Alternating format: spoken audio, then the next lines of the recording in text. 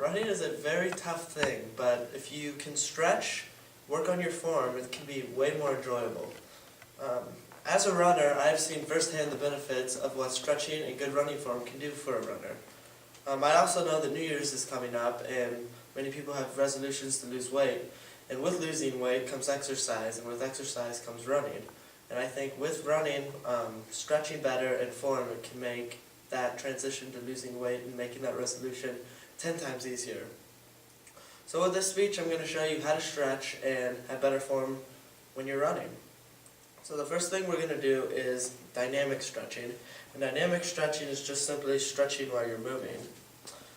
Nick Kimball from Runner's World says that dynamic stretching, which uses controlled leg movements to improve a range of motion, loosens out muscles and increases heart rate, body temperature, and blood flow to help you run more efficiently. So I have like 5 or 6 dynamic stretches we're going to do. And the first one is butt kicks, which is just exactly what it sounds like, butt kicks. And then this is going to stretch up your quads, and even your hamstrings a little bit. And then the next one is majorettes. This is actually named after the Ohio State marching band, because the majorettes would do their leg kicks like this. And this stretches the back of your hamstrings and even down into your calves. And then the next stretch is the chicken walk, because you walk like a chicken, and it's just up and out. And that stretches out your groin. And then we also have the heel walk.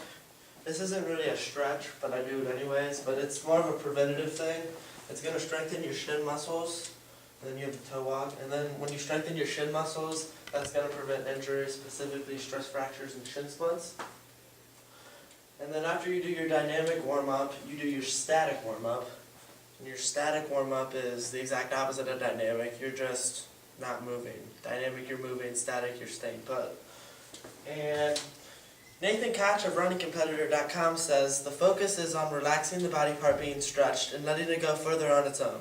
Research suggests that holding the position for 15 to 30 seconds will increase flexibility in the tissue. Done prior to activity, static stretching may actually inhibit the muscle's ability to fire. And I put that in there because people think that static stretching sometimes isn't good to do before you do exercise, but I think it is. So I guess that's just personal preference. For the first one, you're just going to go down, straight down. And you don't want to go crazy when you first do it. You want to gradually let your body go into that and go longer. And you want to hold that anywhere from 15 to 30 seconds. You just go straight down and move to the right. And this is going to stretch your calf muscles and your hamstrings. All that fun stuff.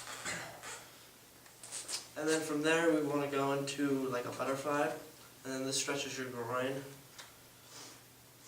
And then after that, I just call this left over right because your left leg's going over your right, and this is going to stretch the side of your butt and your hamstrings a little bit. And you want to do that for both sides. And then this one will stretch out your calves. You just let your body weight go down onto your heel, and then you want to do that for both. And then if there's anything you didn't, or you feel like you need more stretching, you can obviously do that for more than 15 to 30 seconds. And then the last topic we're going to study or look at today is running form. And I think that running form is important because you don't want to work against your body. You want to be as efficient as you can. So if you're working against your body, that's obviously not efficient, and that's wasted energy that you could be used for running. So if you're wasting energy, that's going to make you obviously more tired and less efficient as a runner. So Scott Douglas of RunningTimes.com says that it's important to be more efficient so you're not wasting energy that doesn't need to be wasted. Like I just said, you don't want to work against your body.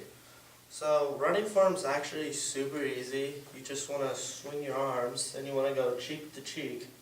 So you want to start with this cheek and then go back to this cheek. And then you want to work on knee drive, so you want to get knees as high as you can when you're running. So it's kind of going to be like that almost. It's a little dramatic, but I don't have enough room. It's kind of like that. And then your foot strike is important too, because you don't want to be striking on the bottom of your heel. You want to strike right there on the forefront of your foot. And then if you strike on your forefront, you're going to get a bounce, and then you're going to bounce off the ground higher. And then also with your foot strike, you want to have a good pair of shoes. These, I just actually got these yesterday. but you want a good pair of shoes and you want to change those every 300, 400 miles or so. But it's important to have good shoes because if you don't have good shoes, you're going to get hurt and then you can't run at all.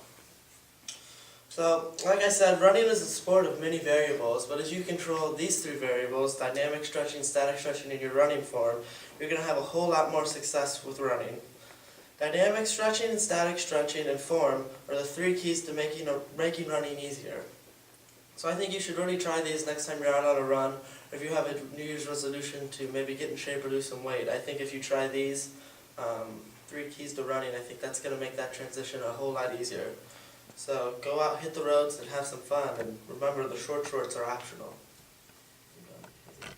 How long